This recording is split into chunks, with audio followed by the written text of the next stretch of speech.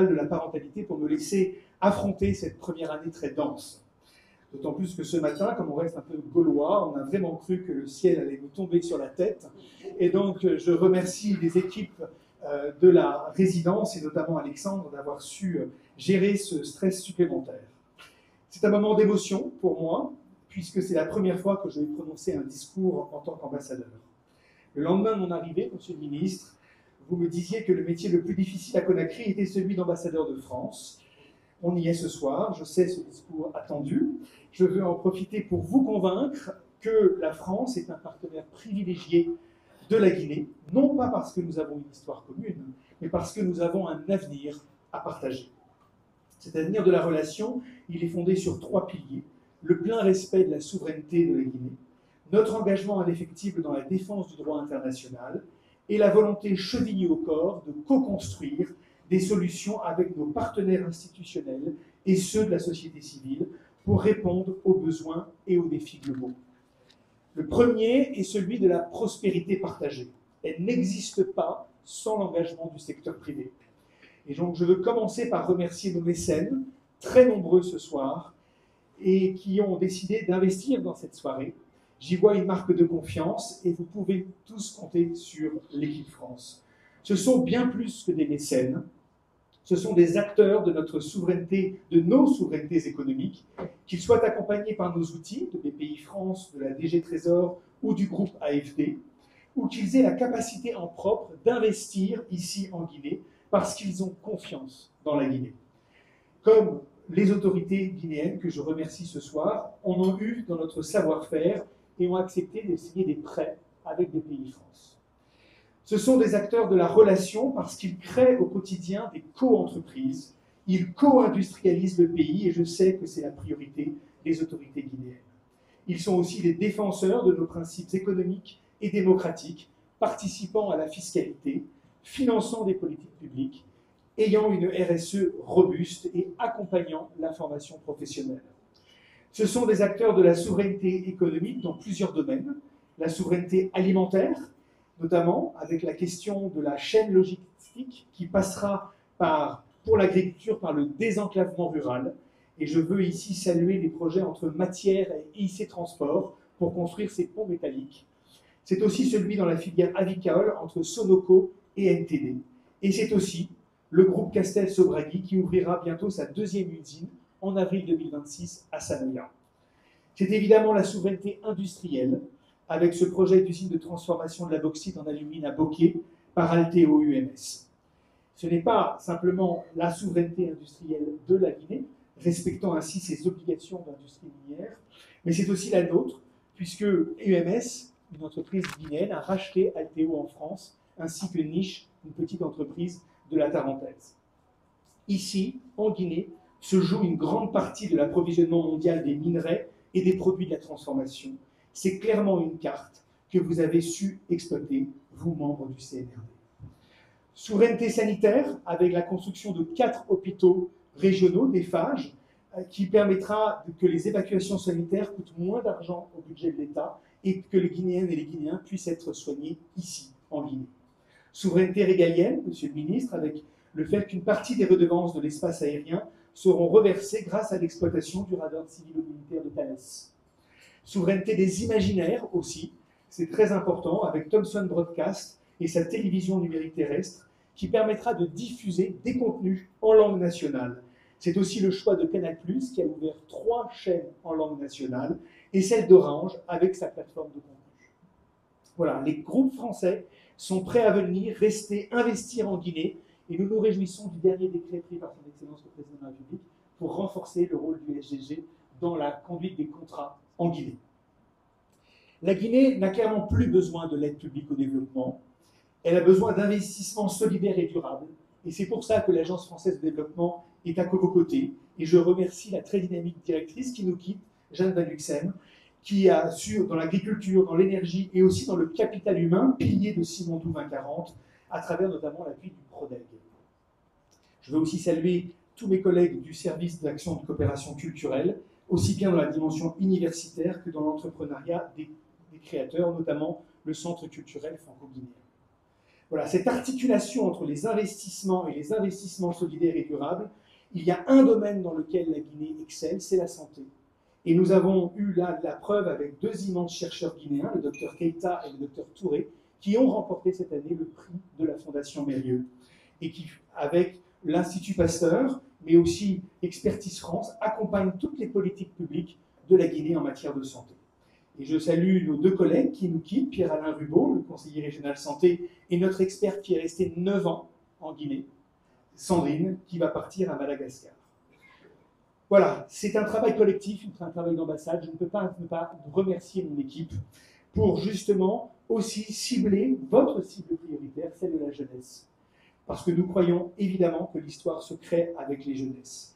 Alors plutôt que de faire un long discours sur les jeunesses, j'ai proposé ce soir de vous mettre en avant 3 exemples de jeunesse guinéenne dans l'agriculture, la tech et l'économie sociale et solidaire.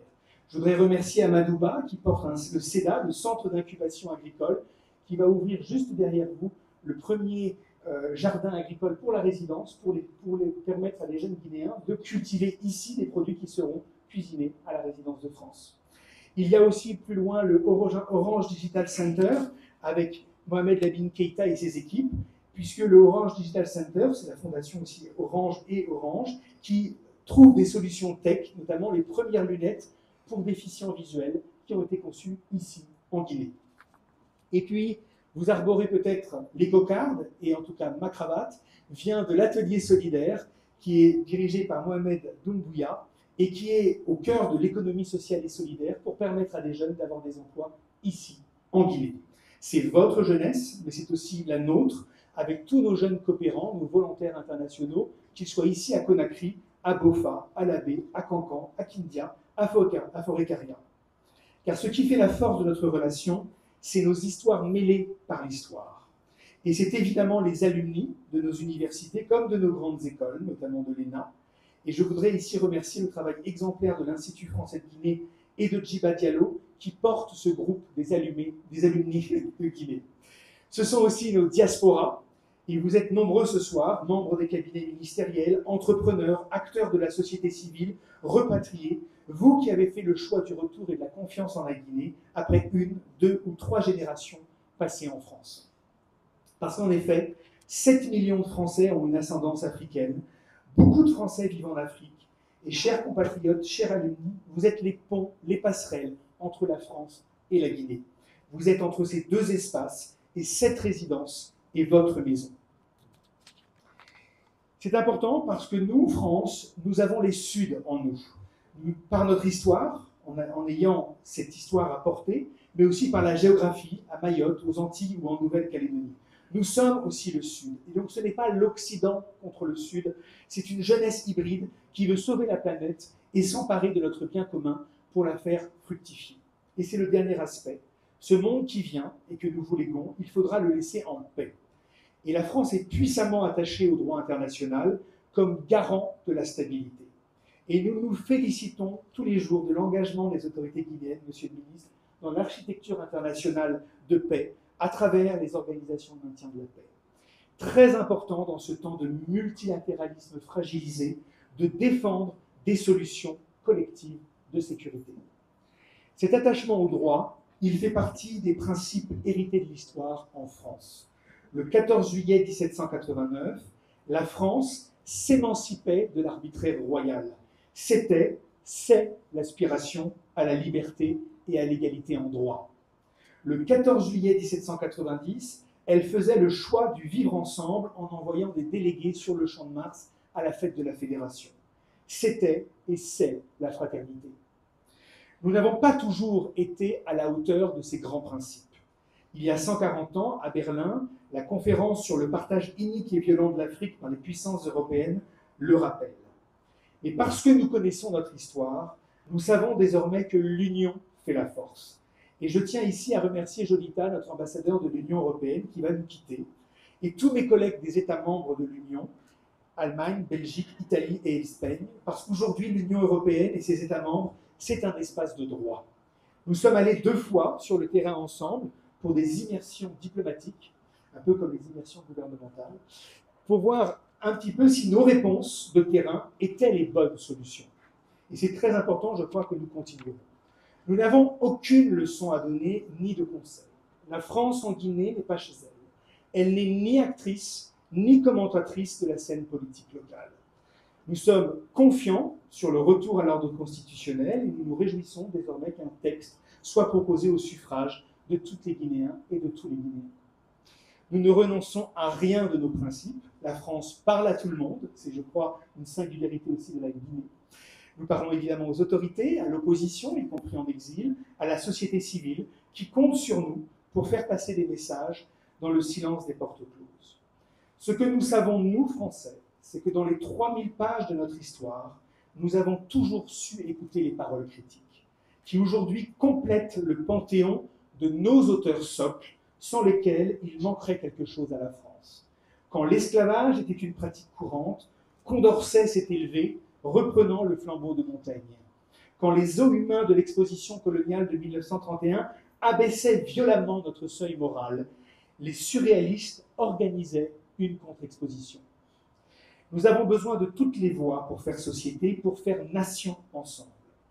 La France n'est pas au-dessus dans un universalisme de surplomb. Nous ne sommes pas non plus en dessous dans une sorte de déversoir où conflueraient toutes les rancunes et les amertumes.